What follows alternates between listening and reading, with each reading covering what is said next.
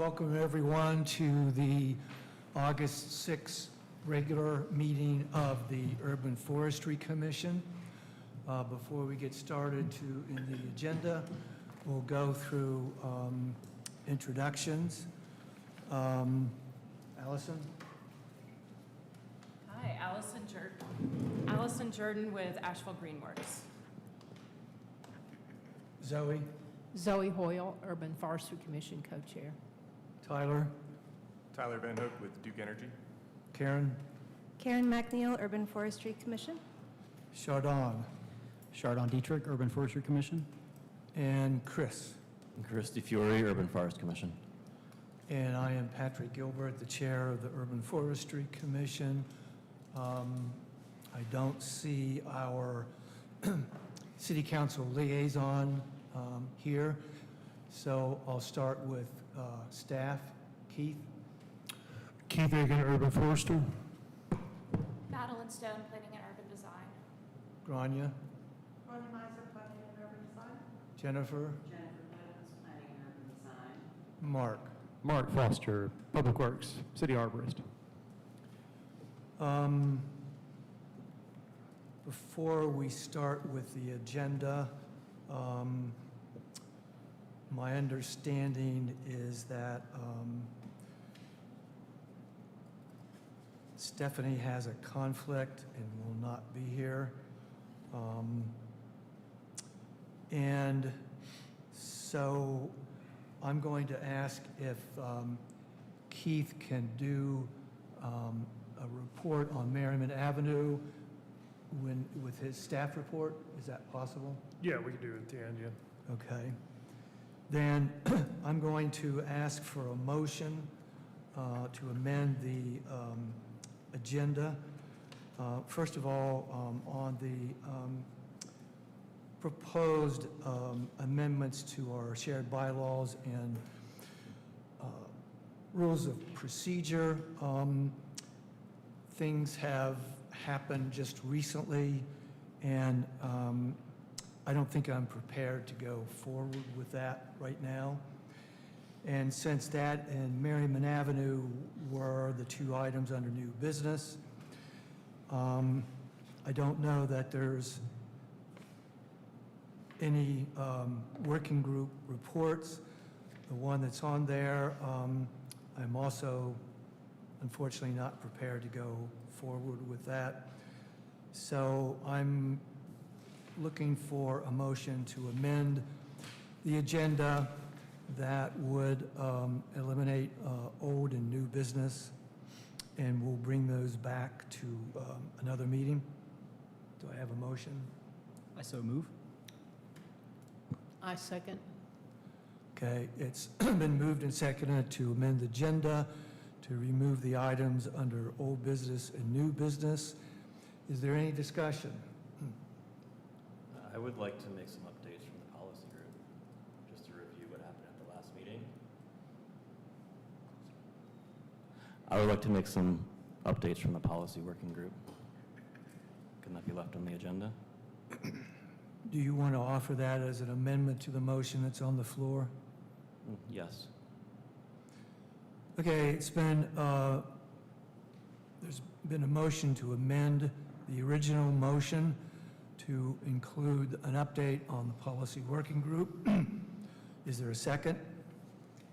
A second. Been moved and seconded. Is there any discussion? Yes, I also have a question of clarification.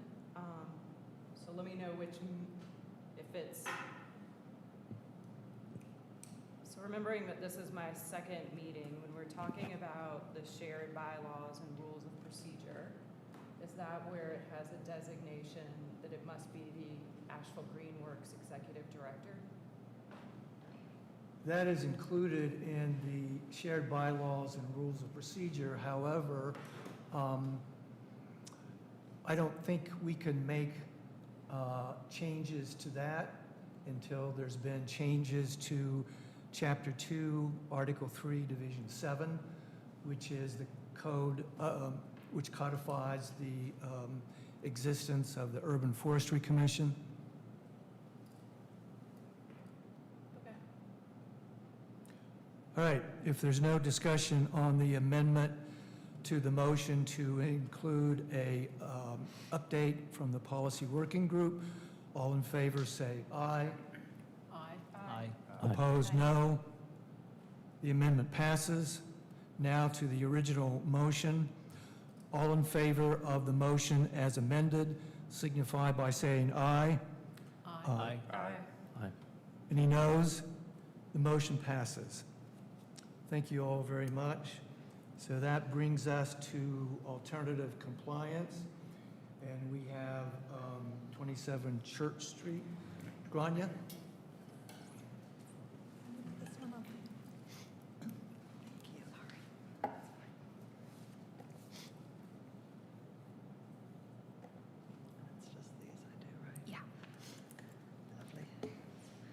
Thank you. Good afternoon, Chair Gilbert, Commissioners, Councilwoman Roney. I'm Grania Miser with Planning and Urban Design.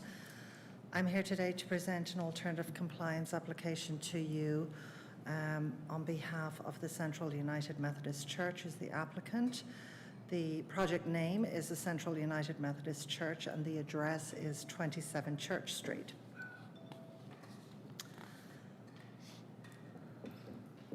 So the proposed project is some plaza improvements and facade improvements of the main sanctuary area along Central Methodist Church, located at 27 Church Street. There are also some additional sidewalk walk improvements, and a new perimeter fence will be installed along Church Street. The project was subject to a level 1 zoning application, which I completed the latter part of 2023.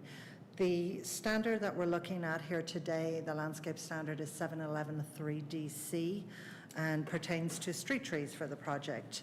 The street frontage of the church property is 260 linear feet and would require, by our calculations in our code, 7 large deciduous trees. There are 3 existing elm trees that meet the spacing requirements, which would allow them to be used as existing tree credits to meet that standard. And the gap there would be 4 additional large maturing trees that would be required in order to meet the full standard for the street frontage. The applicant is requesting an alternative by way of requesting that 3 of the 4 street trees are small deciduous flowering trees as opposed to large deciduous trees. And the intent behind that is to preserve the existing treasured elm trees that are existing along Church Street and have been obviously for many, many years. In order to enhance their preservation, they're looking to use small deciduous flowering trees, and while complying still with the intent of the code by providing a diverse canopy to the streetscape and site. In my staff report that I sent, there was a small link to, there was a link to a small video, I should say, that was just a recounting of the dedication of those trees under the Buncombe County Treasure Trees program. So these 3 existing elm trees are part of that program. So in essence, the request here is no change in the number of trees along the street frontage, simply asking that 3 of the 4 required large deciduous trees would be allowed to be small flowering deciduous trees, again, to further enable the protection and preservation of the existing elm trees, and secondly, to comply with the intent of the code for the diverse canopy. So I have some photographs here for you. As you can see, this is Church Street, looking at the main sanctuary building, looking south. Again, the same part of Church Street looking north towards Patton Avenue. And this particular photograph shows pretty close up the nice view of those 2 elm trees that are together in front of the main sanctuary building of the property. As part of this project, just to give you a little bit of context, the church, the Central United Methodist Church, is also developing this gravel parking lot to be a downtown parklet, And so they will be adding additional canopy, street trees, and other landscape features to this portion of Church Street, adding again to the whole canopy and improvement of the landscape and trees and canopy that we don't have currently in that area. So that's just a little aside. It is all done being as one project, but the specific alternative compliance request pertains totally to the church itself today. So here's a site plan. The trees are depicted slightly smaller in this site plan. What we're looking at here are the 3 trees in pink would be what the applicant is proposing to be small deciduous trees as opposed to large deciduous trees. And so you can see there we have the 3 existing elm trees, and then to the far right would be the 4th largest deciduous trees. So the net here are still 7 street trees spaced according to our standards. The request is simply to allow the 3 of the 4 street trees to be small deciduous in an effort to continue the preservation and good health of those elm trees that are existing. Staff recommendations at the time of this application, the level 1 application for this development has been reviewed and approved for both this part of the site and the additional parcel across the street. All of that, the rest of the project complies with all of our landscaping standards, and also the new parklet brings additional trees to this portion of Church Street, which has for many years been a gravel parking lot. Staff finds that the request appears to meet each of the alternative compliance standards set out in 711-3E5, and that upon maturing, that the small deciduous trees will meet the intent of our code for street trees. I am happy to take any questions if you have them, and also the landscape architect is here from the project team to also. Thank you, Grania. Are Thank there you. any questions from any commission members? Chardon? Yeah, hi. Hi. And maybe this is a question for the landscape architect, but in regards to building a fence close to the elm trees, is there a certified arborist involved in the protection and oversight of that fence and the fence post digging close to the elms? Matt, would you like to speak to that? Thank you. Hi, my name is Matt Fusco, landscape architect for the church. Appreciate you guys having us here today, Councilwoman Roney.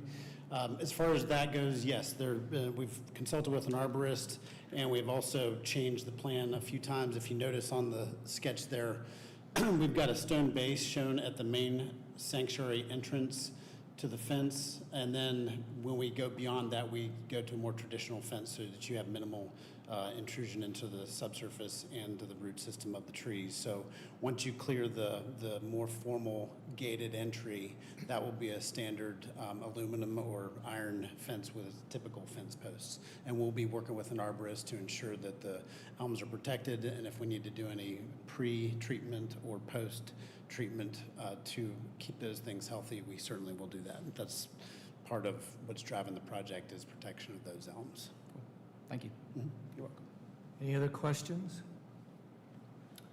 Well, I think if every alternative compliance came to us like this one, we'd be, I think, really happy. So, hearing no more, any other questions, I'll entertain a motion to approve the alternative compliance request as meeting the requirements of 711.3 subsections E5. Do I hear a motion? So moved. It's been moved. Is there a second? A second. It's been moved and second. Is there any discussion on the motion? Can I make a comment? Yes, you may. I just want to compliment the design and the decision to add a parklet as well to this project. I think that shows really excellent stewardship of that property. Thank you. Hearing no other discussion, I'll call the question. All in favor of the motion to approve the alternative compliance request for 27 Church Street as meeting the requirements of 711-3 subsection E5. All in favor signify by saying aye. Aye. Any opposed, no. The motion carries unanimously. Thank you, Grania. Thank you. Appreciate it. The next alternative compliance is 150 Thompson Street. Jennifer?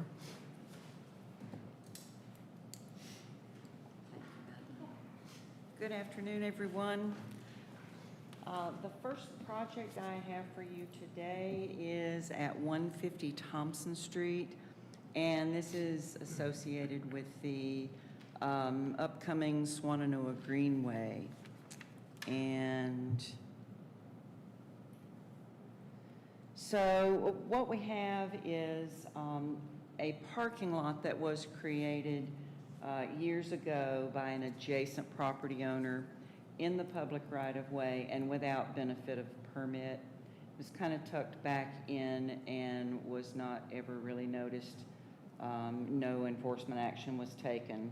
But now, as part of the Swananoa Greenway, the City of Asheville Capital Projects Department is going to formalize and improve this parking lot and bring it into compliance as best as they can with our current standards. So it's going to serve as public parking for the Greenway trailhead. The landscaping requirement for parking lot landscaping or vehicular use area landscaping is being met. The other applicable landscape standards are street buffer shrubs and street trees along where it abuts the drive aisle of Thompson Street. And there, if you visited the site or have looked at the site plan, you can see it's kind of an unusual layout where they're having to create sort of a drive entrance and planting strip along the street. So the standards would be street buffer shrubs and street trees, specifically 37 street buffer shrubs and 6 large maturing trees. The applicant is proposing to plant 48 street buffer shrubs in that planting strip between the parking lot and the street, and they are requesting relief from the 6 required street trees because there is a water line running right in the location where those street trees would be required to be planted. So here's the existing condition, and it's this area to the left that is being used as sort of an informal parking area. And here is just a close-up of the site plan. You'll see the water line there highlighted in yellow, running directly under the planting strip where they're going to be placing the street buffer shrubs. And then the greenway is to the north or the top of your screen there in that shot. Here is a wider view of the proposed site plan and this section of the greenway, and you can see a lot of the plants sort of spread out along both to either side of the parking lot and then on the opposite side of the greenway there. So what the applicant is proposing as an alternative is to plant first the 48 instead of 37 buffer shrubs in the planting strip, but they are proposing to plant 20 trees and a substantial number of additional shrubs within that section of the greenway. The project is located in the River Zoning District. The plant materials proposed are specifically selected to be compatible with the riparian environment, and they do actually exceed the number required. It's just that those trees are not in the location that would normally be required. So staff is supporting the request as proposed, and I'll be happy to answer any questions you may have. Also, we have Dustin Clemens here with capital projects if you should have questions for him. Thank you, Jennifer. Does anybody have any questions for Jennifer? I actually have a question for the Urban Forestry Commission. So, Council Liaison Kim Roney, we have a document for the Asheville Buncombe Food Policy Council that encourages us to increase edibles along the public right-of-way. And I know in the rad tip, there's blueberries that are being harvested right now. I wonder if in a situation like this, the Urban Forestry Commission has considered asking if we could find a way to increase the outcomes of the Asheville Buncombe Food Policy Plan while making alternative recommendations like this one. And if it hasn't, it might be good to look at what the Asheville Buncombe Food Policy Council's recommendations are and our guiding documents for that. Thank you. Any questions for Jennifer? Any comments? I have a question. Do you know what shrubs are going to be planted? Are There edibles on should there? be a I'm sorry. list, I don't have that in my notes, but there should be a list that was included with your site plan, and Dustin may have that right off the top, I don't know. What are the variety of shrubs that are going to be planted? I know along the Greenway, a wide variety. I don't know if there was a specific variety that are going to be in that planting strip. I don't Yeah, recall, I so- did my review so long ago, forgive me, I don't recall the species. Good afternoon. I'm Dustin Clemens with the city's Capital Projects Department. Thank you for having us. We have a printed list of the planting for the whole project that I'm happy to hand over. It's an extensive list of quite a few different varieties that are proposed. Yeah, I would like to make a comment. I'm looking at the list of the shrubs, the grasses, and perennials, and I want to compliment you on your selection. I'll pass that on to the landscape architect.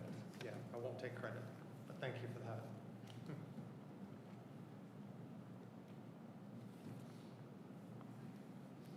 My only comment is I really appreciate what Councilwoman Roney brought up, that we should be promoting as much edible landscaping as possible. So that would just be my recommendation and suggestion, is that they do that within their plans.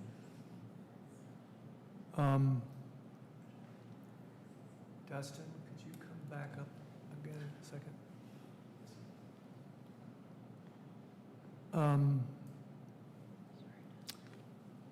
Would it be possible to replace some of the shrubs there with, what is it, edible, Or fruit-bearing, native fruit-bearing. native fruit-bearing shrubs? Would it be possible? Absolutely. We can definitely look at that and talk with our Parks Department, who would be maintaining and managing that landscape too, to make sure that any substituted recommendations are something that will work and that can be maintained as well. So we're happy to look at that. Okay. Any other questions or comments? Hearing none, I will entertain a motion. Chair recognizes Karen McNeil. To move to approve this proposal? Yes. And any recommendation? Oh, and yes, and to include as much fruit-bearing landscaping as possible. Yes. Thank you. Is there a second? I second. Okay, it's been moved and second that the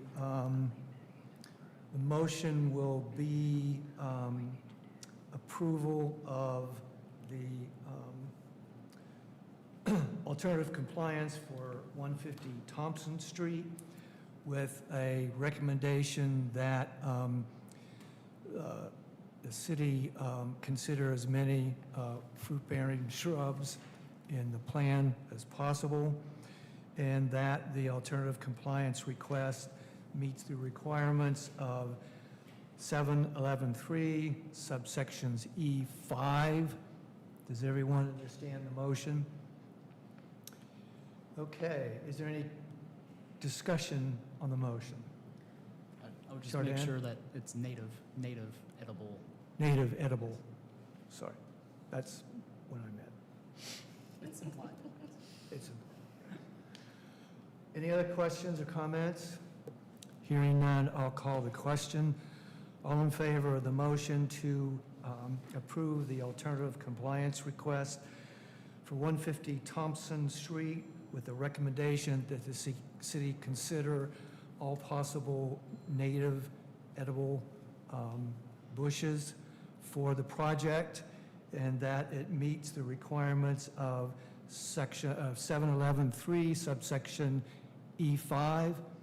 All in favor of the motion signify by saying aye. Aye. Aye. Any opposed? No. The motion unanimously carries. Thank you, Jennifer. Thank you. Thank you, Dustin. Okay, that brings us to the third alternative compliance, 830 Old Fairview Road. And here we have a project that, based on your comment at the beginning or after Granny's presentation, here we have one that you might not wish to see, but you will find is a very challenging project. This project is at 830 Old Fairview Road, and the project name is Local Food Group. This has been under level 1 review for a number of years, and the property owner has faced lots of challenges with retaining a landscape designer to help design the site, and you will see why when we see what the requirements are. This is a very small site. It's 0.38 acres, and it is surrounded by streets on 3 sides and by residential zoning on 3 sides. So there are a large number of requirements. The landscaping relevant to this request are, I'm sorry, let me move on to the correct staff report. The requirements are street trees on the northeast and west sides, parking lot landscaping, building impact landscaping, type B property line buffers along the west and south sides and along a portion of the east side. And detailed in my staff report under each of those categories is the specific number of trees and shrubs required for each of those categories. And as an alternative to that long list, the applicant is proposing 2 small deciduous trees and 11 shrubs to fulfill the parking lot landscaping standard, 1 small maturing street tree on the east side, 1 on the west side, and then 5 small maturing trees along the north side.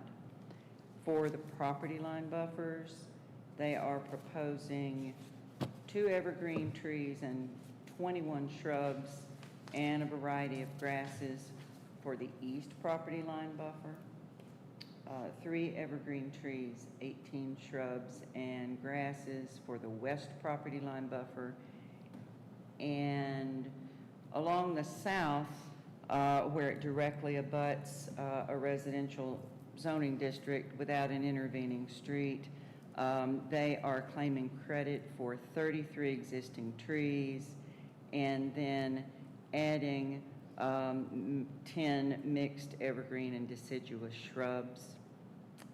And for building impact shrubs, there are 17 existing shrubs along the front of the property that they will either move around on the site or leave in place depending on what is necessary in order to plant the required street trees along the front. So the the slides I have for you, this is just sort of an overhead view. So along the south side there, you see Old Fairview Road, and then along each side, the property abuts the street. You'll see to the north, or near the top of the screen above the building, you'll see that row of existing trees that are going to serve the property line buffer for that side of the property. And my conflict slide appears to, maybe this is it. So you'll see the sort of lavender is the commercial zoning district, the community business 2 district, and then all of the yellow is RS8. So all along the rear, that little bitty portion on the east side, and then all along the west side are the property line buffer requirements. And here is what is being proposed. So in lieu, I listed everything in lieu of what the requirements are, and the existing conditions, of course, all were present when the current owner purchased the property. There is, of course, the extra wide NCDOT right-of-way along the front, the location of the existing building, and the need for rear access to the tenant spaces within the building. The site is surrounded, of course, by the 3 streets and is adjacent to residential zoning on 3 sides. So due to those conditions, the UDO landscape standards require a total of 62 trees and 101 shrubs for this 0.38 acre site. And the applicant is proposing to provide 14 new trees, and 61 new shrubs, in addition to the 33 existing trees along the rear and the 17 existing shrubs along the front. So for a total reduction of 15 trees and 23 shrubs from that massive requirement for such a small site. So we believe the site designer has really done an amazing job trying to get as much landscaping as reasonably possible given the extreme difficult nature of the site. And I will be very happy to take questions and very, very glad to have this finally reach you after all these many years. He finally found a site designer who was willing to stick with him through all the way to this point. So I'm happy to take any questions. And we do have a site designer here with us who will, I'm sure, be happy to answer questions as well. Thank you, Jennifer. Are there any questions for Jennifer?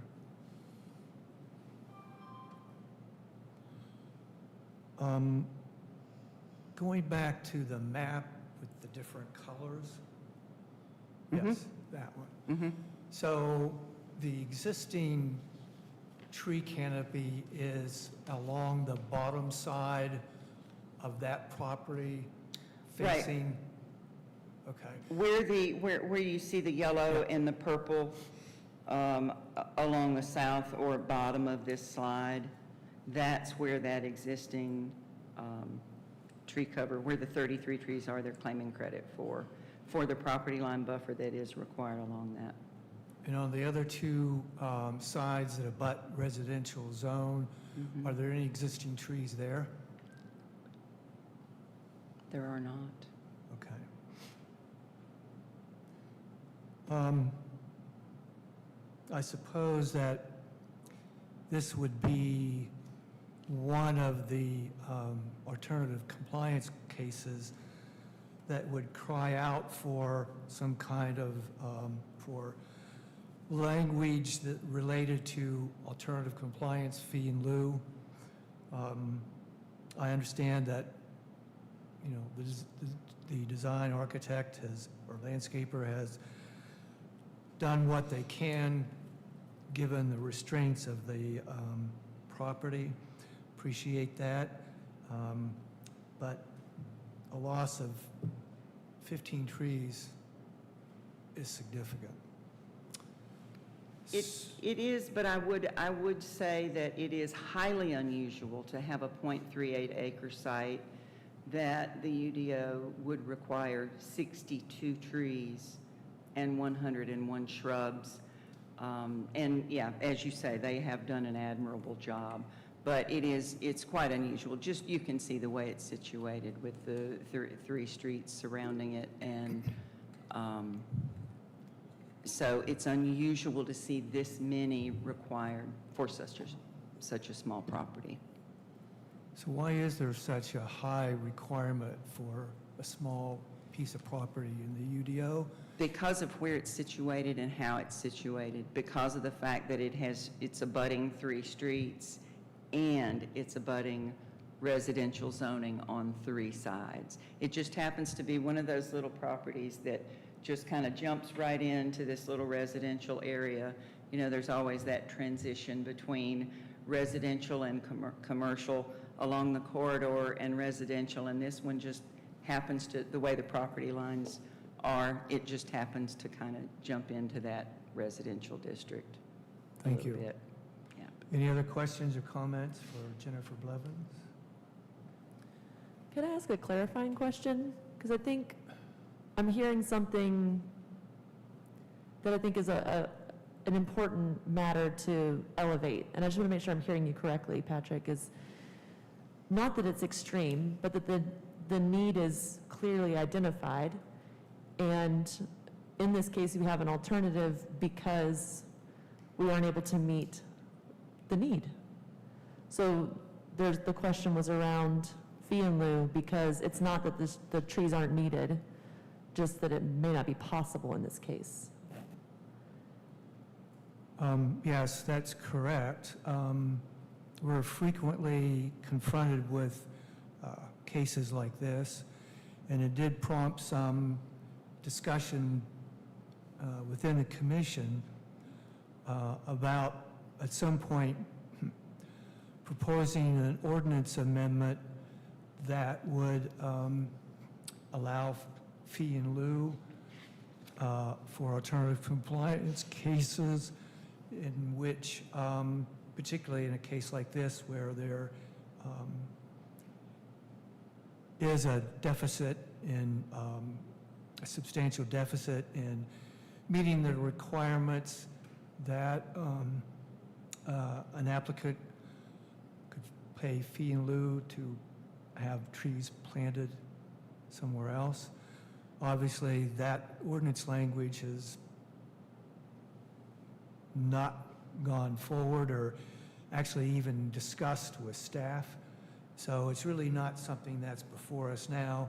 It's just another example of other examples that have come to us that has prompted that discussion. And I appreciate that, because I think what you're speaking to allows us to honor both unique circumstances and the work that goes into finding a way to meet the need without just throwing our hands up and saying, oh, well, but being able to be flexible in circumstances and not give up on the need for the many benefits that our trees provide, including stormwater mitigation, air quality, et cetera, et cetera. So thank you for bringing that up. Karen McNeil? And I just want to say thank you for mentioning that, and for you as well, because I feel like a broken record sometimes, bringing it up each time we have this opportunity to discuss fee in lieu, but that we also have discussed fee in lieu with staff in a public forum, and it has been mentioned that they would like to work on that, to have fee in lieu for alternative compliance. So it is something that we continue to work towards, and I think it would really help situations like this to move forward with knowing that we're still going to get the public health benefits of the trees. Thank you. Any other questions or comments?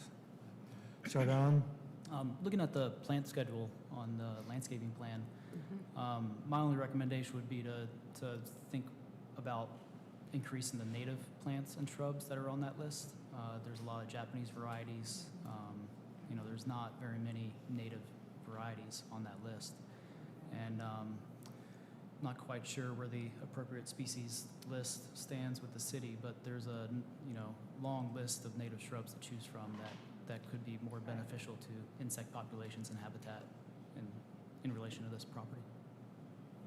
Thanks. Do you want to bring the I think Design. we can work among ourselves to. Can I make a comment to that? Please, come Absolutely. forward and state your Yeah. name, please. Mhm. Hi, Bonnie Marco with TPS Landscaping. And to be clear, the engineer did the site design. Basically, we tried to plug in as much landscaping as possible. With regard to the native plants, yes, we are proponents of that. One of our difficulties in the last year is that one of our prime local native plant nurseries has gone out of business, Pisgah. And so we're looking at other sources, but that's one of the issues that we want to make sure we get plants that we can actually find and procure and get planted on site. But understood, and we concur, and we'll look again for availability when they're actually ready to plant. We'll be happy to do that. Great, thank you. Thank you. Thank you, Bonnie. Keith, could you give us a status report on the appropriate species list?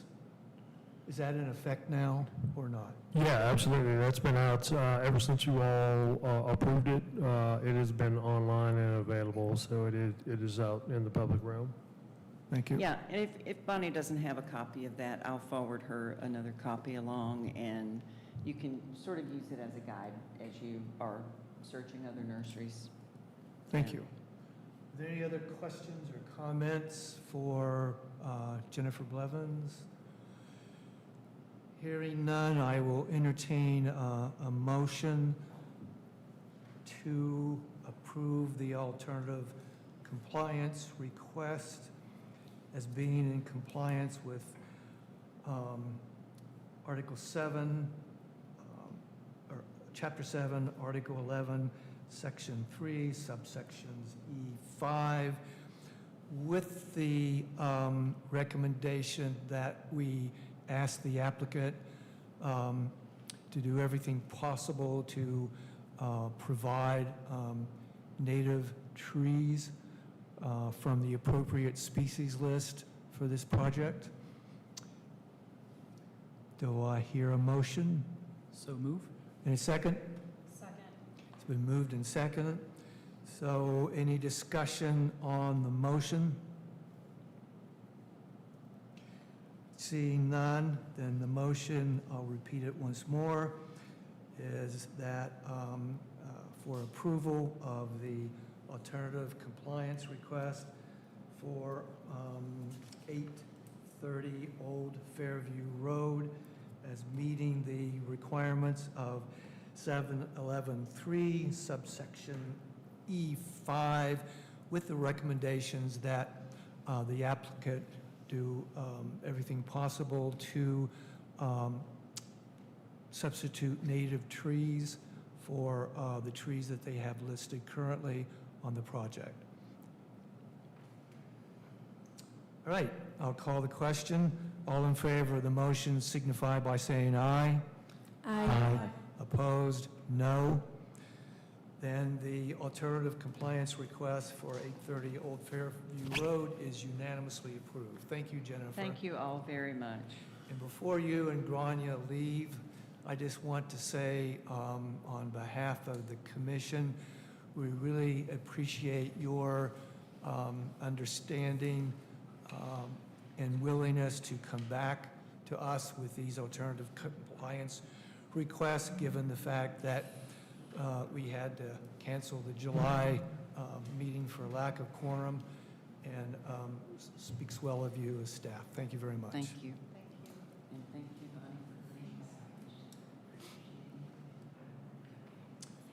Bonnie. Okay. Thank you. Public comment. Madeline, do we have any? We received one public comment in July, and it's in the folder. Okay. Fine. If there's no other public comment here, then before we get to staff reports, I just want to officially recognize Councilwoman Kim Roney, our City Council liaison. Thanks for being here. Staff reports, City Arborist, Mark Foster. Hi, my staff and I are spent July doing the same stuff we do all summer long, managing roadside trees and vegetation here in Asheville. No really interesting, different stuff going on. If you have any questions about things that are occurring currently that you've seen and maybe have a concern about, feel free to share. Anybody have any questions or comments for? I've actually been thinking about you a good bit because we had series of like really intense dry periods and then a ton of rain all at once. And I was wondering if you had noticed or learned any lessons from that we might carry forward, because it seems like that both of those could make your job harder. Well, I did spend a few days visiting the new trees out on Vermont Avenue and schlepping water to the trees to help them out. And then when it started raining like crazy, that canceled that, and I could turn my attention to the trees that fall out of the woods across the roads all over town instead. And so my staff and I worked on those. Thank you for keeping up with our new trees. You're welcome. Karen McNeil? I was just wondering if I could revisit, if maybe you could, I was reading the public comment and I was wondering if you would be willing to comment on it. I've not read it yet, so if somebody cares to read it. Short one, do you mind if I read it out loud? Our rules of procedure doesn't allow for the reading of public comment during the meetings. Okay. I think it's incumbent for each commission member to read any written comments that's submitted as part of the meeting documents. Maybe I can just ask about, could you possibly give an explanation of what happened? Because I think the trees on Merriman Avenue by Larchmont, were they public trees or were they private trees? Those trees were on private property. Okay, I thought they were like in a right of way. Karen, we're going to go over that here in a second. Yeah, okay, Yep. excellent. I thought that incident might pop up. Yeah. That's why I phrased my request a minute ago like I did. Okay. Any other questions or comments for Mr. Foster? Okay. Before we get to Keith Aiken, I just also want to officially recognize that Chris Collins, Assistant Director of Planning and Urban Design, has joined us. Welcome. All right. Urban Foresters Report. Keith? Yeah, thank you, Keith Aiken, Urban Forester. Before I get into the nuts and bolts of what I want to talk about before my report, I did talk to Steph for very briefly, Steph Dahl, and right before I came. She didn't, the summit that occurred was really for the commission to come and listen and gather notes and that sort of thing. She was not intending to kind of do like a road show or an update to each commission on what was going on. She thought that would just kind of happen naturally through the folks who were there at the summit. She did also instill in me that she still wants you to reach out to other commissions and talk to other commissions if you're having issues on how to bring things forward or how to phrase different things, or even to talk about how other commissions run their meetings, that sort of thing, and see where that collaboration could come from. And that was really I guess the basis for the meeting, is getting everybody in one room, kind of describing the process And then, making those connections so that you all can carry forward, on that.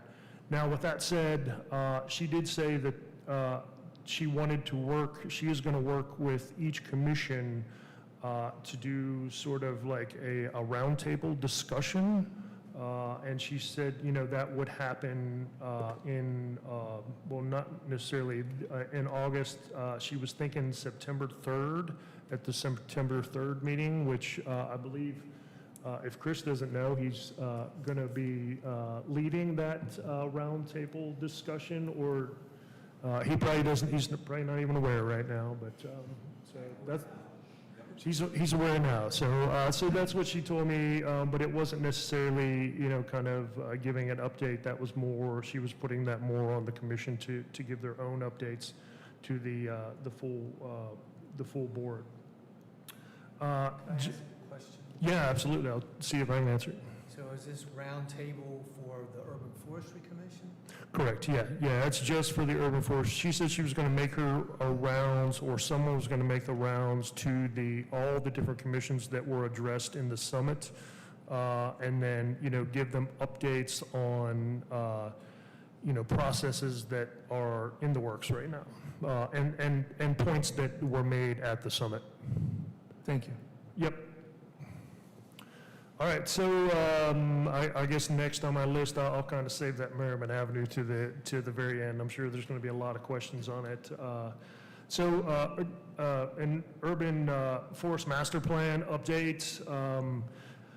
We had the first, what we call just kind of kickoff meeting with our data team.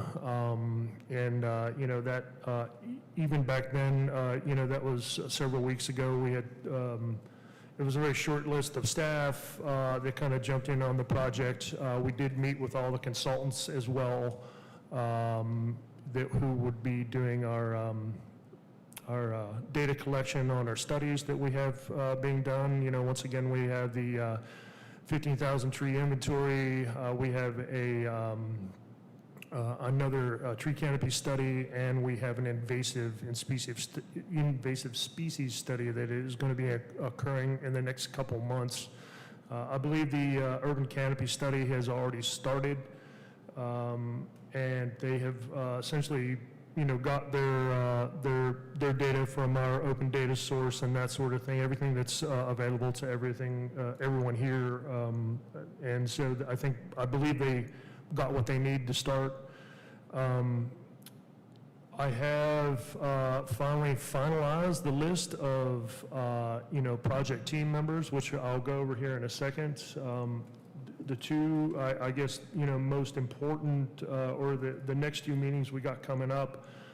Tomorrow we have a meeting with the inventory team that's coming in from California. And that was once again, that was a short list amongst staff. Mark has been invited that, I was invited that, Kristen Watts in GIS department was invited in that. And once again, those meetings are just to make sure that the inventory folks have the data they need to start their inventory. We are going to talk very briefly about, where we're going to start the inventory, and where it's going to continue after, it starts in this neighborhood and leaves that neighborhood. I will say we are going to start in our legacy neighborhoods and, canvass those first. So we'll be taking care of those. Greenworks, Asheville Greenworks is going to help us with that. Eric Bradford will be in the meeting tomorrow to kind of give us a update on, initiatives he's started and progress that he's moving forward with over there at Asheville Greenworks. So they'll be in that meeting. The second meeting that we have, which is coming up next week, those will be bi-weekly meetings with our consultants, and those will just be for us to do a check-in, where our data teams are, how close they are to getting finished. It will also be, for each team member, they will get homework on things that, they need to either, supply to your teams, if there's anything with the inventory crews in the field that they need that they're not getting, or they just need a good restaurant to go to, whatever, that's to support them in the field. So those will start next week on the 12th. That meeting will be from 4 to 5:30 for the first meeting, and then we'll have those bi-weekly throughout the project until it's complete. But for the first round, they're expecting the data to be wrapped up by Halloween. So we should have all the data done, and then we will go through a period of data analysis and then prepare for the larger community engagement process, which will start in January.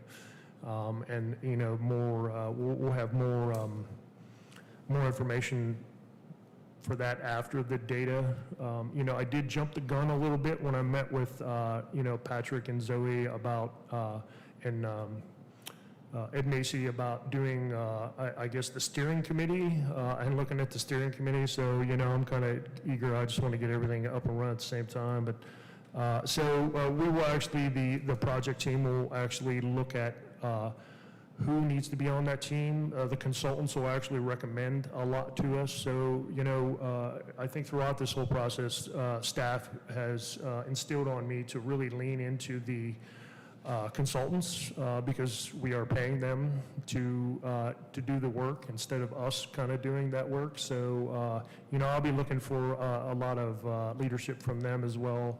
But, at the same time, also leading the project here at home for everything that goes forward.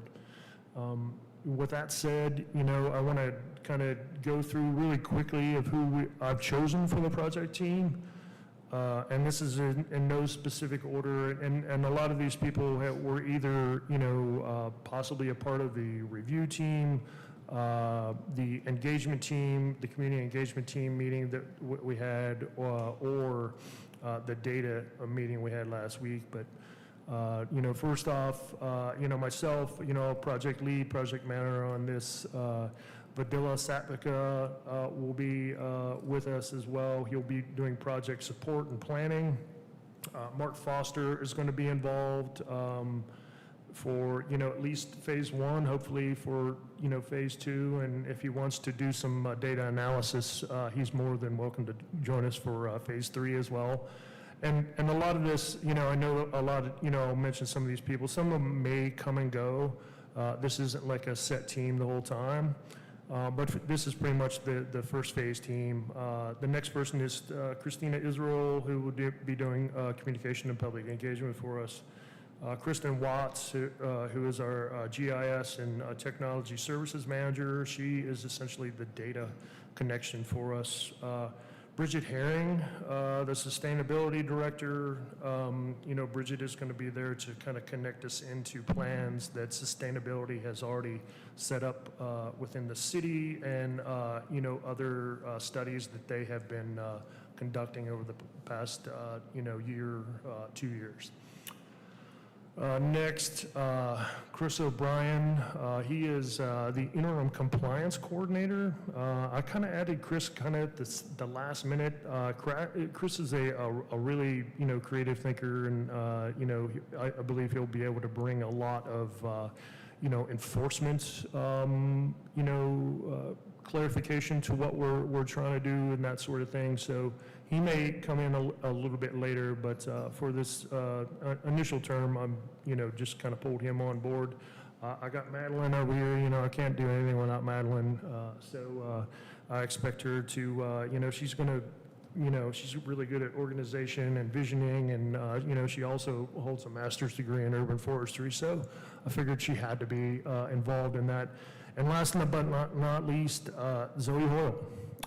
And I brought Zoe Hoyle on, not only because, she's on this commission, but, she brings a lot to the table with her, writing skills and her years with the U.S. Forest Service. So that's a team in a nutshell. I think before I go on to the Merriman Avenue debacle, we'll take questions. Anybody have any questions? Any questions for Keith? Can you share the name of the consultant that's doing the inventory from California? Yeah, so Arbor Pro, they're out of Yorba Linda, California. They will be doing the 15,000 tree inventory. Dudek will be doing they're also out of California. They'll be doing the tree canopy study, and I can't remember the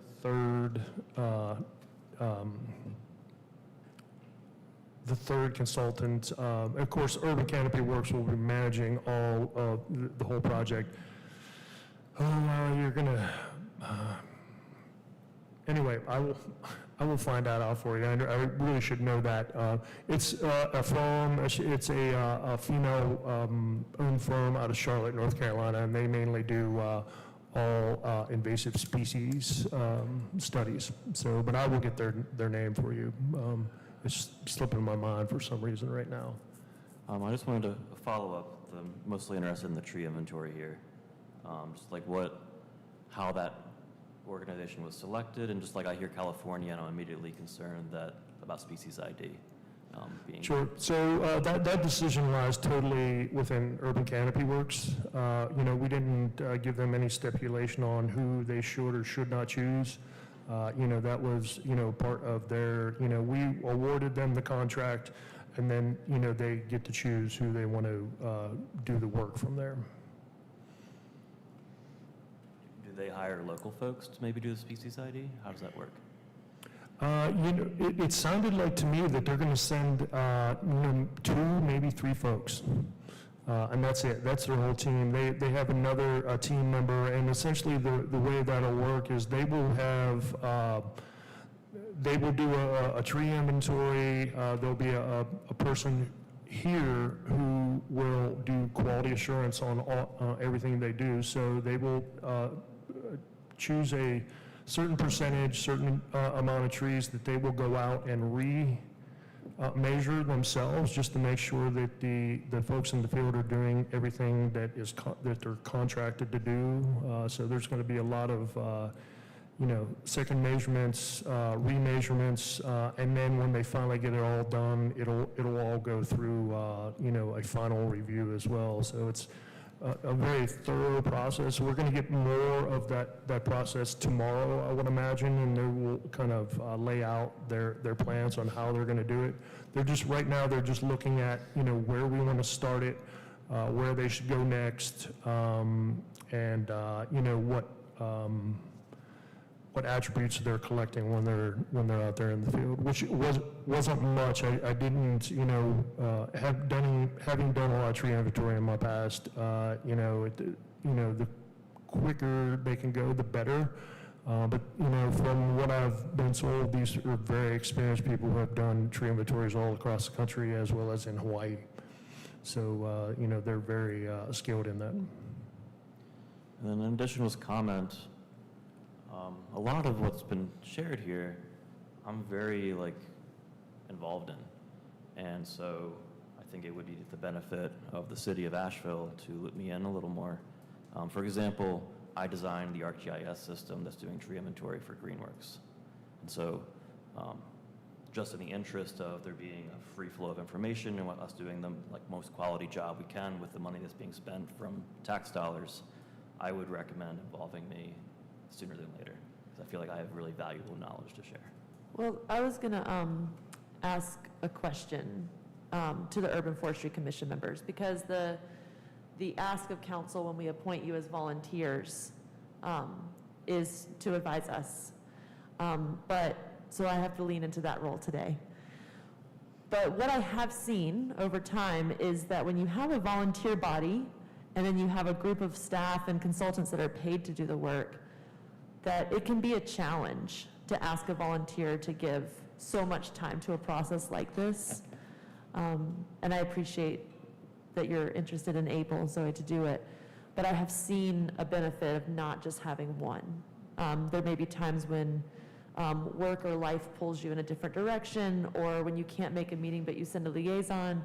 And when that happens, if that person's not already at the table, it's hard to catch up. Or because you're volunteers, if somebody has to step away, and we appreciate the volunteer work that our boards and commissions do, that it can be challenging for another person to fill that role. So I wondered if you might consider asking for a second person to be at the table as a fellow volunteer.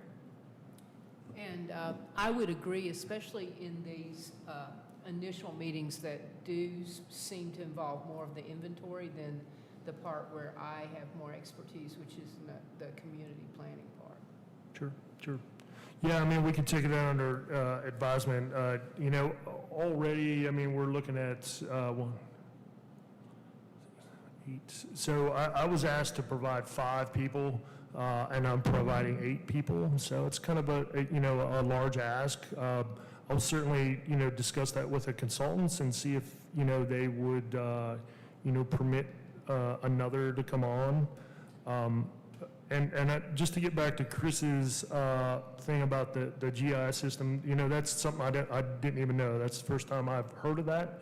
Now, that's something you could probably offer that information to Kristen Watts and get her to do that. But as far as our, GIS system is concerned, she is managing that system. So, she, regulates the inflow and outflow of information within that system, and as well as where that information, goes. I mean, we're not going to use ArborPro's GIS software for our management system and our communication system where people can interact with the tree inventory.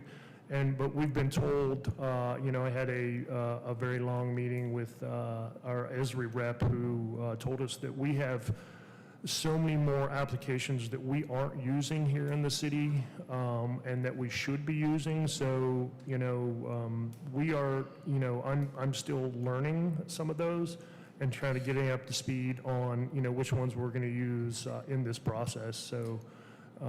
So, yeah, I mean, it's just something I can bring up, and I'll make a note to Kristen to either reach out to you or maybe hook you all up so you can provide us, some of the information that you already have. Assuming that, it's quality data, someone's backed up the data, someone's, backed up some of the data that's been collected. That's probably one of my biggest things, and that's why, when I think of volunteers, I think, okay, if they're, volunteer foresters or they're volunteer arborists or, have been in the field and done this, I want accuracy, more than I just want quantity. And I will say, as a member of council, when we review the boards and commissions applications, that we really appreciate you bring your professional and lived experience to the table. So, thank you, everyone. May I make a suggestion? Sure. You said that the people who will be participating in this group through the different phases, some may be participating through a certain phase and then drop off. Somebody else might come on. So, since the first part of this evolves around data collection, not necessarily community engagement, would it make sense for, say, Chris to be there in place of Zoe first, and then as the data collection process is finished and we start down the direction of putting together community engagement, Zoe that would then step up?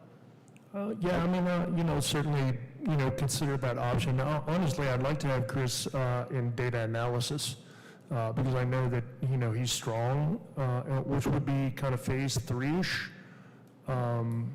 But, I really think both of us should be there. Yeah, I mean, we can meet off, kind of on the side and that sort of thing. I mean, certainly, when I was setting up, the project team, I think it's kind of not typical to have somebody from your commission on your project team. So I was, and I my original list was literally 5 people. And I was like, no, man, I gotta, I need this person, I need this person, I need, different qualities from different people. And it wasn't necessarily just because of what they know or what they do best or what they don't do. It was somebody, who we can really rely on to be there for the whole process, so. All right, thank you. We need to move One on. more thing. Yeah. So this meeting, I want to pin you down, on the meeting on the 12th, can we both come? Yeah, I could probably send an invite out as well, yeah. All right, thank you, everyone. Patrick, can Going- I ask a quick question? Last one. Do you know what attributes they're measuring for each tree? So, yeah, I mean, obviously, DBH species, we are going to do a site attribute, like, kind of where it occurs, whether it's in a tree pit, and that's going to be mainly tied to soil volume. Mark did ask for tree height, although that wasn't in the original scoping. I think we could probably add it in because the inventory team asked if we wanted to put it in, so I think they're willing to do that. And then an overall health based upon ISA standards. I'd like to put a plug in for, something really simple to look at is the root collar of the tree and whether or not it has stem girdling roots. You can have the root collar of the tree, the root flare, and if that's above grade or if it's planted too deep or it's been over mulched, you can have 100 healthy looking red maple trees, but they're not going to be healthy for much longer if they have a whole bunch of stem girdling roots and the root collars are planted too deep, et cetera, et cetera. So I'd just like to put a little plug in there. So, in short, you want to know which trees have been volcanized and have poor root systems because of that are planted too deep. Yeah. Okay. Yeah, I mean, it's certainly, once again, that's kind of outside the scope of work that we originally identified. So, once again, if they have a way to collect that real quick, and that's just a button push or a drop down or something like that, I think that would kind of more relate back to the site conditions, that we could probably sneak that in there. But I will definitely, write that down as a note and discuss that with them tomorrow. It could just be an easy checkbox of root collar visible, yes or no.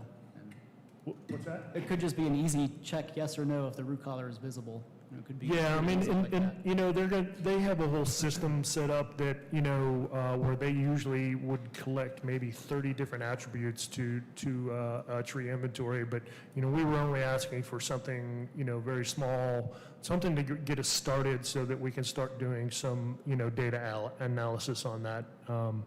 And then something that could be easily, taught to others as we go forward, because we know we'll probably won't get this kind of money to do this inventory again, so we want to be able to train people in the same techniques that these folks are going to use going forward. So we want to keep it kind of simple at first. If we need to go back in and look at certain different trees, add some different attributes, we can certainly do that as well. Okay, thank you, Keith. We're moving on. Merriman Avenue. So, yeah, Merriman Avenue. So, man, this one's been a tough one. So I think at the very least, if you don't get anything else out of this, I'm sure we're going to get a lot of questions that I probably won't be able to answer. Maybe Chris might be able to help me out a little bit here, but essentially, I believe it was July 3rd or July 2nd that I first got the first call on this, and I think Mark might have also alerted me a little bit to it as well. I don't have the exact timeline in front of me, but essentially I got a really horrible email. It said they're cutting down all the trees on Merriman Avenue. Something about Larchmont, I was thinking the other side of Larchmont, so I was, and then I was thinking it was the post office, and then by the time I figured out what was going on, I kept on, and that was through a series of complaints that the public was sending in to me, please tell me what's going on, why can this happen, that sort of thing, and when I finally got down, to an address that I can actually look up in Simplicity, which, that's pretty much, we do have a computer program here called Acela that, we do get that information that goes into Simplicity, but at the same time, it's not easy for me to read. I don't know the computer program that well, so I go to the same program that is same software program that is offered to the public, so that they can get that information, which is Simplicity. And then I started reading down, kind of the comments and the permits that were issued for that. And, long story short, this originally was permitted to remove 3 maple trees because of root girdling that were on Larchmont. And, that was approved by zoning. And then, once again, I didn't know any of this until, July, once people started, feeding me phone calls. And then in the 2nd of May, it was a resubmittal to include all the trees on the site, not just those 3 maples. And then on 5/23, going through the timeline, there was a hold for a level 1, which means, tells me that they were going to redevelop the sites, and in essence, we're going to cut all the trees down anyway. So, one of the questions I had early on was, why would they even go to the trouble to get a tree removal permit if they knew that they were going to redevelop the site further down the line? And so that was the first question that I asked, because, what essentially that set them up to do was, with the tree removal permits, they have to replant those. So they're required now to replant their whole landscape, no matter what, even if they don't move forward with their level 1 development of that site, they still have to go back in and re-landscape the whole site. So I was like, I don't know what their thinking was, or whether they thought, hey, we should cut all these trees down and then apply for the level 1 review, which, I don't really understand the thought process there. When I tried to engage zoning on it before Nancy left, I couldn't really understand what the process was, or, why they were, I understood the first one where they're, the roots were pretty well girdled, the trees weren't healthy. Whether or not there was a, arborist involved or a tree company, reading through the notes, I couldn't tell that. And then all of a sudden we have a level 1 review where they're going to, possibly redevelop the site. It just didn't make any sense, because they're going to have to spend a lot of money to, even if they don't do anything to that site, they have to put back their landscaping, and they will be required to do so. So, they made a lot of extra work for themselves in this process. But, as far as, I still have a lot of questions on it, on what's happened and that sort of thing. But, when I see, once I saw there was a permit, like immediately when I was told on the 3rd that they're cutting down trees, when I looked at the site in Google Earth, I had heard from, I don't know whether it was Mark or it was another arborist in town, said he drove by there and he saw Asplund out front cutting the trees down. And I was like, well, Asplund, when I hear Asplund, I immediately think Duke Energy. So I immediately reached out to a Duke representative. Was like, hey, are you guys, just kind of confirming that they were, it was them or not them? It turned out it wasn't them. And then I started getting more comments in about, like, why did they leave those, all the debris on the site, and they left the standing stems?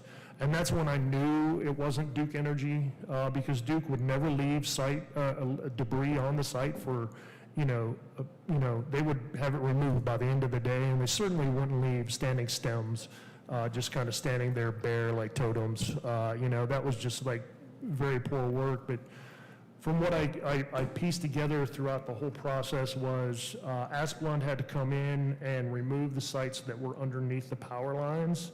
And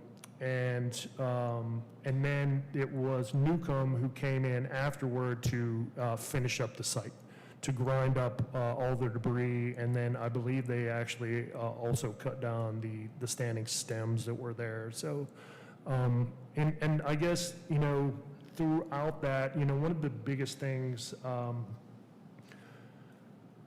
ultimately, when I looked at the trees on the site, and this was kind of an afterthought, those tips of those branches were in the energized lines. They certainly were well into the neutral line, which is usually a trigger, from what I've understood from Duke Energy, is time to prune those trees. So I think, had they not even been removed, however, that situation presented itself, I do feel that at some point in time, whether it would have been 2 months, 3 months, 6 months, Duke would have probably been there with crews, tidying up those trees. Thank you, Keith. I'm going to limit comments and questions to one member because we need to finish the meeting at 3 o'clock. Patrick? So, Can I jump in, dovetail off of Keith? very briefly, please. Sure.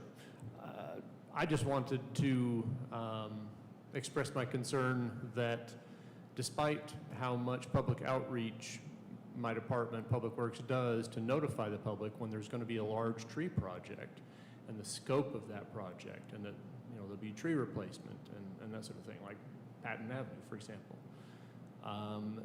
When somebody calls in upset, the trees are being removed, usually they say the city is cutting down these trees. So, well, it wasn't the city. And when commission members or anybody else who is not associated with the situation, doesn't have firsthand knowledge of it, goes with that assumption, it reinforces a lack of faith in the city and in our professionalism and our transparency, and that just flies all over me. And so I wanted to address that in this forum. Thank you. Thank you. Sharon Dietrich?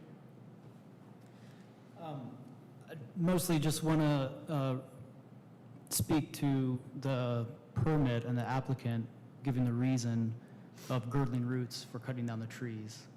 I would strongly caution against anybody that's approving a permit as allowing that to happen. Girdling roots occur on 90% of the planted trees because they're planted too deep. And so if that's a reason to cut down a tree, you're opening yourself up to approving a lot of permits based on something that is reversible in most cases and can be fixed. Those trees didn't have any tip dieback, so it wasn't too late to be cutting girdling roots and saving them. So I think that I just wanted to make that clear, that if that was a reason that the zoning commission approved that permit based on what I deal with every day as a professional, that's a pretty low bar. Yeah, and I completely concur with that. I mean, when I looked on the Google Maps and I looked at those trees, they were completely healthy. Grounds were completely healthy. Why they, were being permitted is, I don't really know. I mean, I've looked through the notes and, I've had several people explain to me that, it was a zoning decision, but I have no idea. Like, I mean, if that would have been in the steep slope, I would have just denied it, outright. But since it was on a commercial development, that's where, my knowledge kind of gets a little gray, and why they are allowed and not allowed to do what they did. But, it wasn't, I don't feel, although it said girdling roots or root problems, I didn't see any signs or, anything that those trees were under stress at all. Chair recognizes Karen McNeil. I was going to ask a similar process question about the permit process, and if there was, it sounds like maybe there wasn't even an arborist report related to the girdling roots, and just that, just curious about how that works, so people can apply for a permit without really any evidence, and planning and zoning can approve or deny it. Is that the current process? So I think, maybe, I think Chris wants to answer a little bit here. Or try to. I've been trying to find a little information about the specific project, which didn't really hit my desk. Sorry, Chris Collins, Assistant Director of Planning and Urban Design. But in general, if you remember at our special meeting recently, we talked about how we're expanding the scope of the tree removal permit. Right now, it should only be being used for trees that are protected under 719, right? Those that have been counted as tree canopy protection. And I don't believe this site has had any trees encumbered by 719 requirements at this time. So there's all sorts of reasons why, if that application for a tree removal permit was accepted in the first place and then approved, it shouldn't have been. I haven't had time to track that down since we started this conversation today, but I will follow up on that. In general, the reminder is that the trees are only required on private property if they've been used to meet the requirements of another section of the UDO, right? So we just referenced 719, which is tree canopy protection trees. We also have protected trees under zoning under section 712 for steep slope, which you're all familiar with, and section 711.3, which a few of you are familiar with as well, that also requires certain trees for zoning. And I'm taking you through the general process right now. What would happen is when we brought in Article 19 originally, we put a provision in section 712, which regulates grading and erosion control plans. It's all over the place. So that actually pointed out that mass removal of trees is to be counted as grading and not be allowed to be done without an approved development plan or an approved replanting plan. So long story coming to the message of it, if this site did not have any trees that were encumbered by zoning already, the process that would have needed to be followed would have been to submit a replanting plan and a grading permit for the removal of those trees or a development plan. So like I said, I am going to chase down what happened with that tree removal permit because that sounds all sorts of not right. But it's more a question of process. And in my brief look, I couldn't find anywhere where those trees were encumbered by 712, 711, or 719. So they probably would have been able to follow the process of a replanting or development plan and a grading permit to remove trees from the site. And sorry to speak in generality, I just wasn't able to track down the info. Thank you, Chris. Yep. Sure. And Chris, I did have Sure. one question. Yeah, if you have any. And when, it's not required to have an arborist, submit an arborist letter on a commercial site, is it? I don't believe, I remember something that it wasn't required, it was only in steep slopes, but not in commercial development. So yes, and that is one of the big reasons it's highlighting again what you all recommended approval on last week, moving the tree removal permits to be applicable to 712 and 711 required trees as well, does bring that requirement for an arborist report to come along with that tree removal permit when they've been required by 712 or section 711. Thank you. Okay. Chair recognizes Christy Fiore. So I'm going to report out for the policy working group. We're still on this. Do you have any comments or questions for Keith or Chris? Are we going like one person at a time right Yes.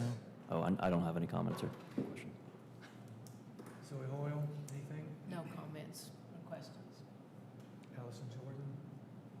No questions. Tyler Van Hook? Sure. Just a brief point of clarity on Duke Energy's involvement with this. We do offer a service we call a make safe request for local tree working companies. If they don't have utility certified arborists or utility line clearance certified tree workers on staff, we allow them to make a request through our customer service system to make a tree removal safe for them. That would be what was going on in the description Keith gave. So the company would have reached out. We would have sent one of our crews out to clear 10 feet from the energized conductor for them to safely remove the tree. So just as a point of clarity, and no comments other than that. Thank you. All right, thank you, Keith, for your report to the commission. We'll go to old business, policy working group update. Chair recognizes Christy Fiore. All right, now I'll do that. So I'd like to review the different policy chapters and amendments that we're working to make amendments on. So at our last meeting, it was brought up that we voted to move forward with the amendments to Chapter 719. I have since learned that it has not been added to the Planning and Zoning Commission's agenda, and I would like the city staff to share insight. I noticed that Stephanie Monsendahl is not here in attendance. I'm wondering if someone could speak to why it was not added to the agenda. Chris can do that. Absolutely. So for clarity, Planning and Zoning Commission meets this week. So there simply wasn't enough time to add it to this week's agenda from when the motion was made last week. So I would anticipate seeing that on the September Planning and Zoning Commission agenda. Can you provide some clarity to us on the UFC Commission as to how it gets added to the agenda, whose responsibility that is, and just the process to me is unknown, so I'd love to learn more. Sure. So we strive to get materials out and agendas out to boards and commissions, preferably, it doesn't always happen, a week ahead of time, but no later than the Friday before the meeting for Planning and Zoning Commission. We did hold that special meeting when a vote was taken. The recommendation was made by USC to move that forward on Friday. So those materials had already gone out to the Planning and Zoning Commission. The agenda had been previously set. The agenda does have ordinance requirements for how far ahead of time it needs to be noticed and put out there. So the process really is just staff takes things forward that there are time to put on the Planning and Zoning Commission agenda and adds those to the Planning and Zoning Commission agenda. So will this be on the agenda for September, yes. That's for sure. Mm-hmm. Okay. Yep. Thank you. Sure. Okay, my second update is regarding Chapter 20. So at the last meeting, I asked Stephanie Monsendahl, and sorry, this might be a question for you too. I asked that we move forward with Chapter 20 because it's been 2 years. Even though at this point, city staff has not offered their support, which was really hard to say that out loud. Trying to still move forward in the best way possible, I asked Stephanie Monsendahl if we could explore pathways. Even though there might not be official support from city staff, we'd still like it to be like a professional partnership in that spirit. She said that she would come back with the next meeting with those pathways, and I would like to know if there's any updates on that. I can also speak to that a little bit. Okay, yeah, go ahead. I'll let you go first. Well, actually, I'd lead off with a question. City support for what specifically? For all the amendments that we discussed over the two discussions that you and I and other city staff had. Okay. Well, I mean, what it boils down to is some of the suggested edits from the commission meet the needs of the city and align with what we're trying to accomplish, and some of the things that we're trying to accomplish align with what you want, and some of the things that both of our parties want to do don't work for the other party. We are meeting in the middle in the creation of this updated document. Eric Edgerton, one of my partners in the revision of this document, I guess starting this weekend or something, or Friday maybe. It was Friday, yeah. It sounded like Friday. Friday, collated your version of the edits with our version of the edits, and I spent some time yesterday and today along with other city staff from Public Works, from planning, from capital projects, going through that collation and seeing what comments still existed among city staff, some of whom were coming up to speed on the edits that the commission is proposing. And we're getting very close to being done. And, you know, this is not something you're aware of because this is happening, you know, in our workspace. So we're getting there, and we're coming to agreement on a lot of things. And so, you know, it's all positive and moving forward. So if there was something else to add? I just have some Wait, curiosity. Just 1 second. Chris, do you have anything to add to that? That's a good summation. Just basically what Mark said is we all just received collated and final language from our attorney's office, and staff is reviewing and working with that now to try and get it into a final format that everybody internally is on board with to push forward.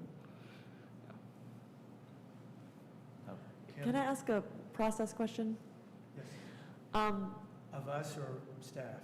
Well, I think it might have to be for the Urban Forestry Commission, though I would say that finally hearing that there's a review of some of the chapter recommendations after all these years and this time and this many meetings, it sounds like a positive thing.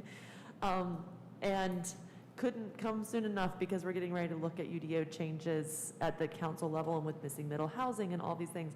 So finding where there might be potential, maybe it's not conflict, but where the alignment of goals isn't happening, and understanding that finally would be a good thing, it seems.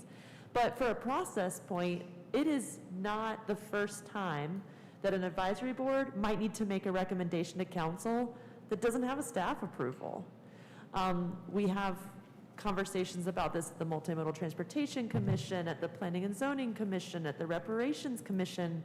So I just wanted to note that it sounds like you have really big progress happening, and it was because of the time that everyone put in from the advisory board to the staff level, and yet you still may have to make recommendations without a staff recommendation. So Kim, would you mind sharing how that would work if we were to make a recommendation without staff? Well, I mean, honestly, you have a good working relationship with staff, and I think you want to just keep working on it together, and that keeps that good conversation going and honors everyone's time. So obviously, you want to keep working together. But I think that there's also a moment of just honoring everyone's role and saying, okay, and now we need to make a recommendation. The only way to really do that in an informed way is to have public documents and to provide documents in advance of meetings, which was mentioned today, to make sure that you're hearing from people who have the experience at the table. Ideally, you don't want to make uninformed recommendations. So there are it seems like there have been a couple of missing parts to this to be able to make a recommendation, and you have stayed the course because you want to make an informed position. So I just wanted to honor that there's probably been some challenges and frustrations as you've struggled through this for a couple years. There are people who are new to the conversation and new to the table. And at the end of the day, even if it's uncomfortable, you might have to do your role as an advisory board and say, well, before these big UDO amendments come to council, we have to have something to do our job. Mr. DeFroy, may I interrupt here for a second? 2 questions. One is, what's the history of success when a commission or a board takes forward ordinance amendments without support of staff? Well, I'd probably need to come back with more research and make sure that you have an informed position on that. Okay, fair to better enough. answer your question. Fair enough. The other thing is that as chair, I've been given conflicting information in terms of ordinance changes going forward. Some of the communication I've received indicated that the council did not want to have ordinance changes brought forward unless they had to do with either housing-related or anti-displacement. So I would like for you, Councilwoman Roney, and perhaps you, Mr. Collins, to clarify that for me and for the commission. I can speak from my interpretation and maybe help to add to some context. At our recent agenda briefing, the July agenda briefing of council, we were having a conversation around some of the UDO amendments that were expected to come forward and prioritizing review of the displacement risk assessment, which is melded in with the missing middle housing study. So I imagine if someone was walking away from that conversation, they should take from that that we have council support for prioritizing displacement risk assessment and some tools to go along with that before we make major UDO amendment changes that would affect either development on corridors or a process similar to the hotel overlay map or at-large amendments. And that's archived on the city's YouTube channel. I could also imagine that there are work plans in different departments and for different advisory boards such as yours that may happen in parallel. As one might have heard, you could walk and chew gum at the same time. So there might be conversations happening at the Affordable Housing Advisory Committee level or the Human Relations Commission that are happening simultaneously, the Neighborhood Advisory Committee, that aren't fitting into just this one area of work. However, in this case, the recommendations that you're making are absolutely related to UDA changes that are coming to council. So this is where I'll switch to speaking personally. If the Urban Forestry Commission is going to make recommendations around the UDO changes related to development and in general, but also housing development, I would hope to hear them in a timely manner.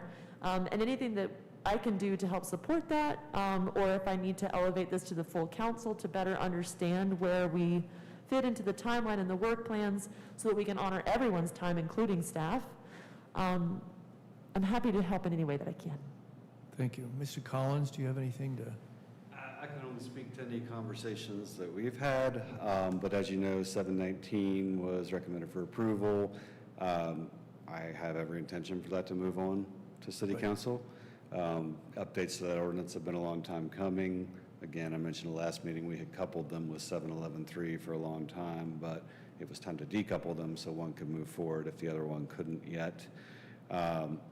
There are layers to UDO amendments, of course.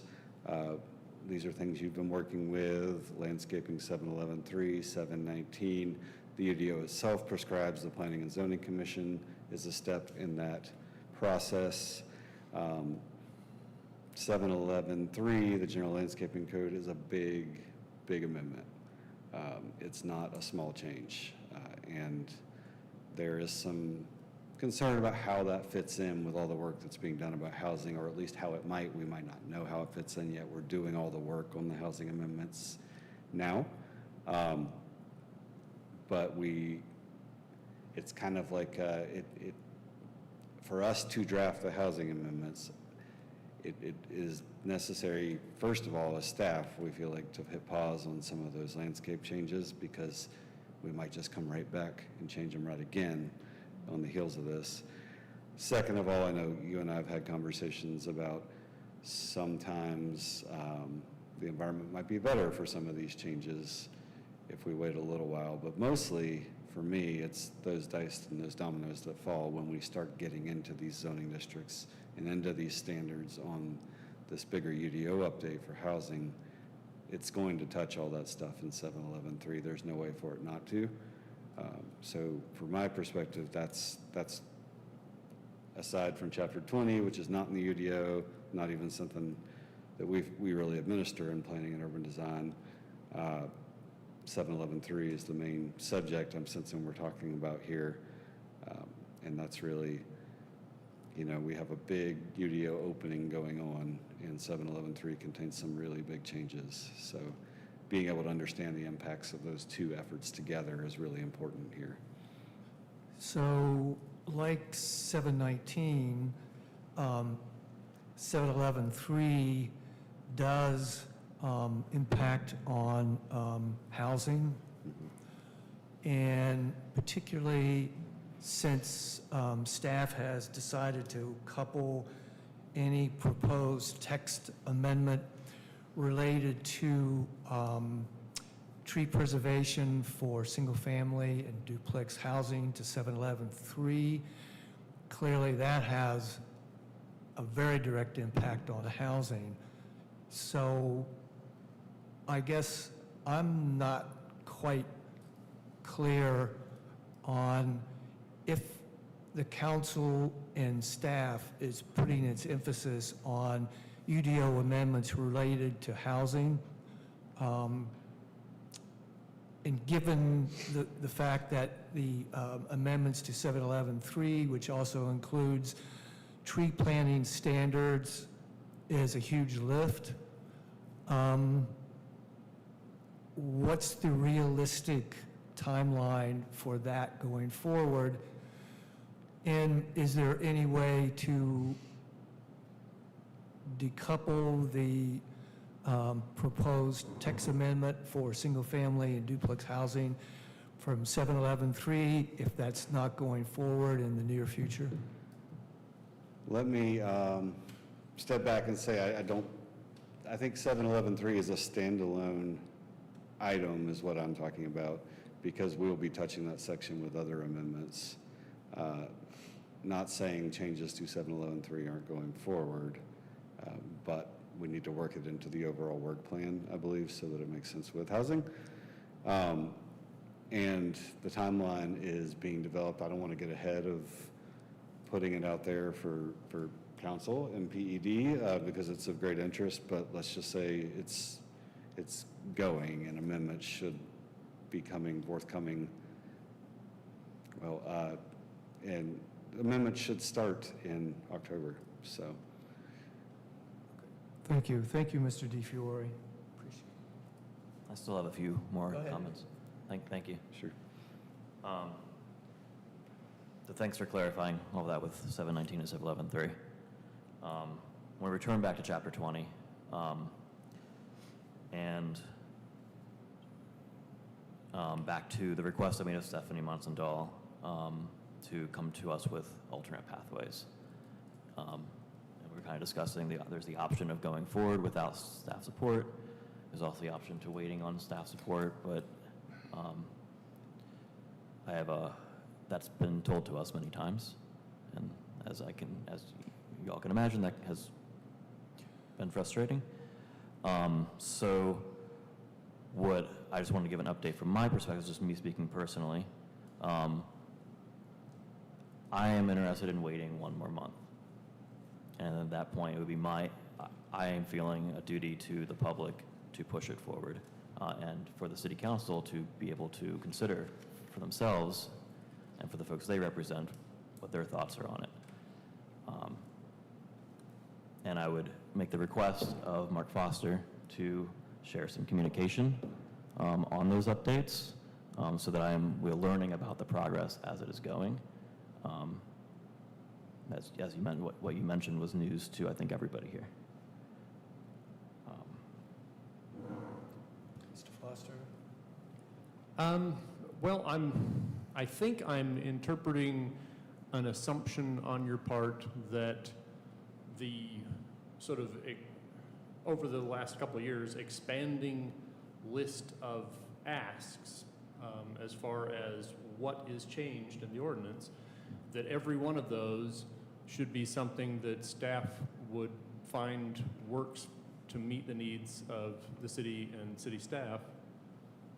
Is that kind of your feeling, that everything that you all created as far as your suggestions, they're all bona fide and staff should say, yes, we definitely should agree with that? No, Is that how people, when different parties are trying to work together, is that how that normally works? The one side of the discussion says, we want all this, and the other side says, oh yeah, totally. Or is there some give and take, which is what's happening? when we had our conversations, the UFC policy group and yourself and city staff, we went through amendments together on a document that I had already coalesced. And we came up with the items that we agreed on, which was most of it. And there was a few items we didn't. And we expressed during that meeting that on those separate items, we would bring those forward. And so no, that is not what is going on. What is going on is we came to agreements and some items that we disagreed on professionally. It's like, oh, we have some different opinions here. And we made the plan to move forward. And now I'm finding out, without any communication, that this is not moving forward. And that's where the frustration is we're being, from my perspective, I keep on hearing things are moving forward, and then I find out it's not. Something else is taking longer. And I think 2 years plus time above that is too long to be waiting to move this, to present this stuff, at least to City Council.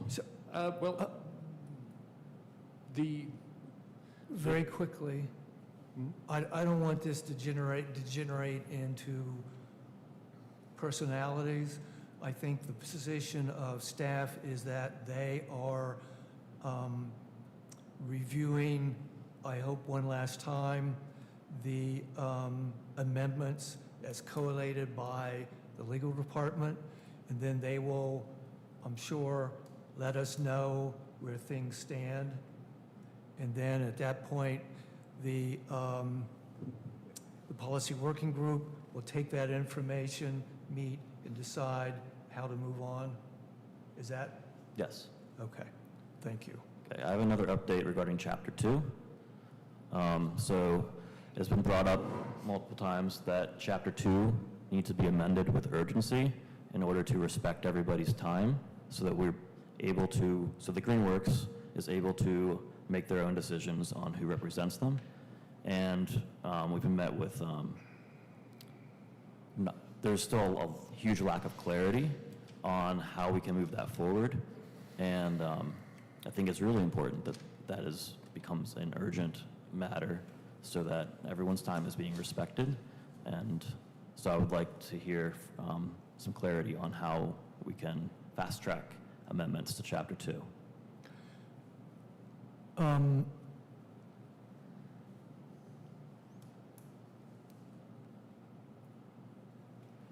going to answer that first because it was me who brought these amendments, worked on them, and brought them forward to the commission.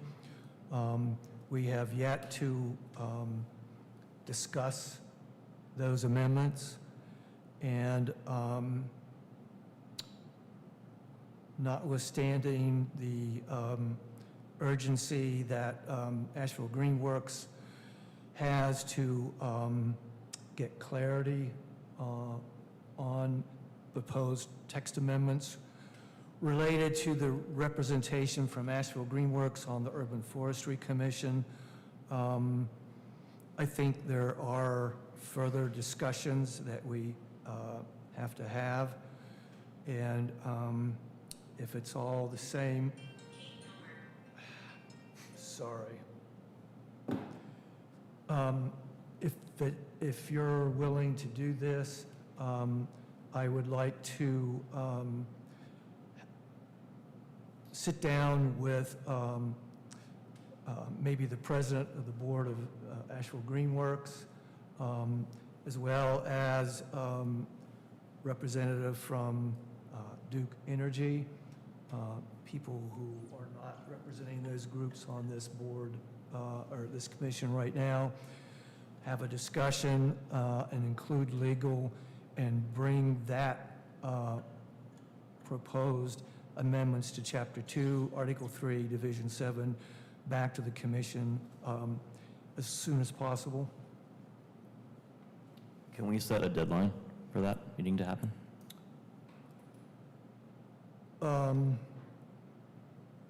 I will try to have it done by the September meeting. Okay. Thank you. Is that all? That's all the updates. Okay. Is any other, we're sort of past our well, no, we have 6 minutes. Any other comments or questions from any other commission member? Chair recognizes Karen McNeil. I was just wondering, as we were listening to the alternative compliances and the site planning and the choice in species, why maybe we weren't seeing more native species. And I Googled a recommended species list, and it's still, it hasn't been updated in our UDO, it looks like. When it comes up under the Appendix 7C, it's still euonymus, as number 1, and Japanese holly is number 4. So that's why we were seeing so many Japanese hollies, and I just wanted to shed light on that. So, yeah, once again, that requires an ordinance change. So even getting those things out of there takes time. So we do have plans to remove those. It's in 2 different places. It's in Chapter 7. It's also in, I believe, the Chapter 20, maybe the SSDM as well. So yeah, we would love to get those out there. But as far as from a planning perspective, when I do TRC reviews, I send out the new recommended species list to all those developers, and they choose off that list and go from that. Now, they are allowed to choose their own trees if they want, but it still has to come, it has to be approved by myself before that it moves forward. So this will be included in the round of updates when? I don't know whether I'll necessarily go back into the UDO, but we certainly want to get that bad old information out of the UDO. That would be first priority. And then, it will probably go live in the standards and specifications manual that we can more, readily update without so much, process. Thank you. Any other comments or questions from any commission member? Hearing none, that brings us to the end of our agenda. So, Kim has her hand up. Kim, sorry. I just wanted to take a minute because I just wanted to provide some empathy that doing this work in public is hard. We have, the public is participating and it's archived. We have folks who, this is their everyday job, they're crushing it, they're like overtasked and always don't have enough support. And we have folks at the table who are eager for meaningful action. And doing all that under the spotlight is just like a lot of pressure. But one of the things that I learned today as your liaison is that we might finally get some good news, that we might find where the disagreement is and be able to say, here's an informed recommendation, and here's where it doesn't work, and here's why. And that tells me that all this time and energy and pressure has been worth it, even if we disagree. Because even though life isn't yeses and nos, we've asked you to say yeses and nos. And I know what that feels like on a level. And I just hope that we can honor the humanity of the space and everyone's very unique roles here. And I just really appreciate everybody that's here today and the role that you play. Thank you, Councilman Roney. Appreciate that. All right. If I don't hear any dissent, then I will declare the August 6, 2024 meeting of the Urban Forestry Commission adjourned at 2:58 p.m.